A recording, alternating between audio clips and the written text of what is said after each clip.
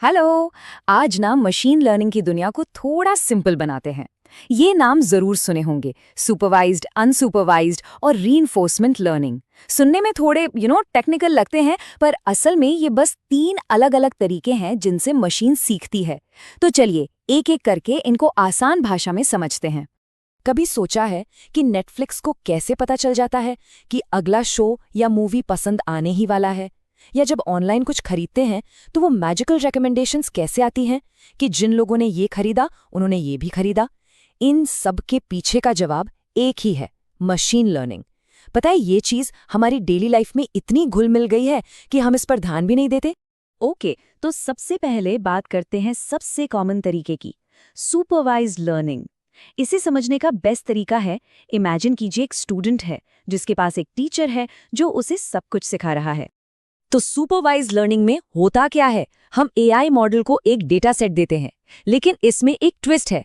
इस data set में हर सवाल का जवाब पहले से ही लिखा होता है, बिल्कुल वैसे ही जैसे हमारी स्कूल की मैथ्स बुक के पीछे आंसर की होती थी, राइट? ताकि चेक कर सकें कि हम सही हैं या गलत।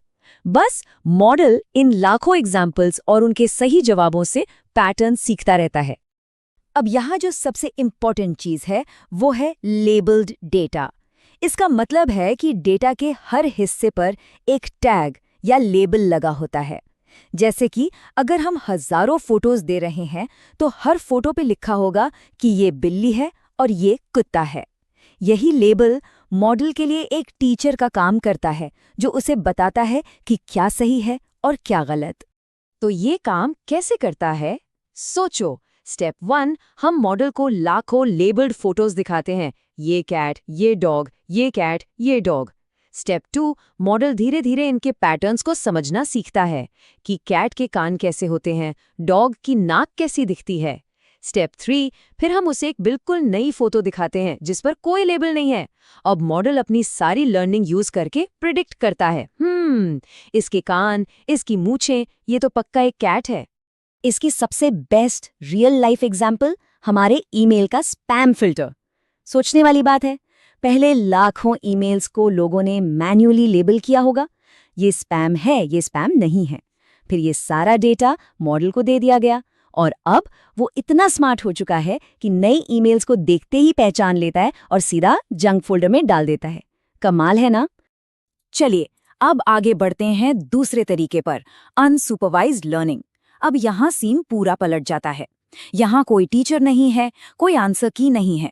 यहाँ मॉडल एक डिटेक्टिव जैसा है, जिसे बस एक रूम में छोड़ दिया गया है जहाँ हर तरफ क्लूज बिखरे पड़े हैं और उसे खुद ही सब जोड़ना है। यानी इसमें मॉडल को बिल्कुल रॉ अनलेबल्ड डेटा दिया जाता है, पूरी तरह से जम्बल्ड अप। उसे कोई नहीं बताता कि क्या सही है क्या गलत है। मॉडल का बस एक ही काम है, इस डेटा के समंदर में खुद ही छुपे हुए पैटर्न्स, ग्रुप्स या स्ट्रक्चर्स को ढूंढ निकालना। तो यहाँ गोल प्रिडिक्शन करना नहीं है, बल्कि डेटा को ऑर्गेनाइज करना है, उसको समझना है। इसका मेन मकसद है डेटा के अंदर के हिडन कनेक्शंस को सामने लाना, ऐसे ग्रुप्स बनाना जिनके बारे में शायद हमें पहले पता भी ना हो। इसको ऐसे इमेजिन कीजिए, एक बहुत बड़ा बॉक्स है और उसमें कपड़े, टूल्स, फल सब कुछ मिक्स करके डाल दिया है। किसी चीज पर कोई लेबल नहीं। अनसुपरवाइज्ड लर्निंग की शुरुआत बिल्कुल ऐसे ही एक मेसी, केओटिक डेटा के ढेर से होती है। और फिर जैसे कोई जादू हो, मॉडल उस सारे बिखरे हुए सामान को अपने आप अलग अलग ग्रुप्स में बांट देता है। सारे फल एक तरफ, सारे कपड़े एक तरफ, सारे टूल्स एक तरफ। टेक्निकल लैंग्वेज में इस प्रोसेस को क्लस्टरिंग कहते हैं। बेसिकली ये केओस में ऑर्डर लाता है। याद है वो शॉपिंग वाली रिकमेंडेशन जिसके बारे में हमने शुरू में बात की थी? वो अनसुपरवाइज्ड लर्निंग का ही एक परफेक्ट एग्जाम्पल है। सिस्टम लाखों कस्टमर्स के शॉपिंग डेटा को देखता है और खुद से ग्रुप्स बनाता है। जैसे, अच्छा, जो लोग कॉफी मशीन खरीदते हैं वो अक्सर कॉफी बीन्स और मग्स भी खरीदते हैं, ये एक ग्रुप बन गया। और फिर अगली बार जब कोई कॉफी मशीन देखेगा उसे यही चीजें रेकमेंड की जाएंगी। और अब आते हैं तीसरे और मेरे हिसाब से सबसे फैसिनेटिंग तरीके पर, रीइंफोर्समेंट लर्निंग। इसको समझने का सबसे आसान तरीका है एक वीडियो गेम। सोचिए, एक कैरेक्टर है जो गेम सीख रहा है। जब वो सही मूव चलता है उसे पॉइंट्स मिलते हैं यानी रिवॉर्ड, और जब गलत मूव चलता है तो उसकी हेल्थ कम हो जाती है यानी पनिशमेंट। इस लर्निंग में एक एजेंट होता है। ये हमारा एआई मॉडल है जो एक एनवायरनमेंट में काम करता है।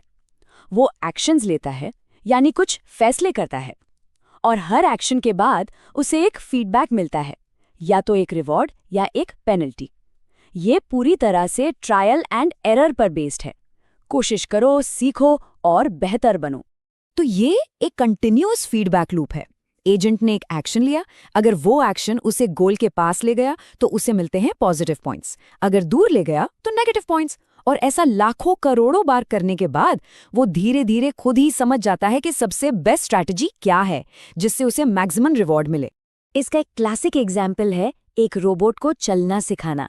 हम उसे ये नहीं बताते कि पहले राइट पैर आगे रखो फिर लेफ्ट, नहीं, हम बस रूल्स सेट करते हैं। जब भी रोबोट बिना गिरे एक कदम आगे बढ़ाता है उसे एक पॉजिटिव रिवॉर्ड मिलता है, और जैसे ही वो गिरता है उसे एक बड़ी पेनल्टी मिलती है। हजारों बार गिरने के बाद वो आखिरकार खुद ही बैलेंस करना और ठीक से चलना सीख जाता है। तो हमने तीनों तरीकों को अलग अलग समझ लिया है। अब चलिए इनको साइड बाय साइड रखते हैं ताकि इनके बीच का फर्क बिल्कुल क्रिस्टल क्लियर हो जाए। तो देखिए, सुपरवाइज्ड लर्निंग यहाँ लेबल्ड डेटा है और एक टीचर है जो गाइड करता है। अनसुपरवाइज्ड लर्निंग यहाँ अनलेबल्ड डेटा है और मॉडल अपने आप सीखता है।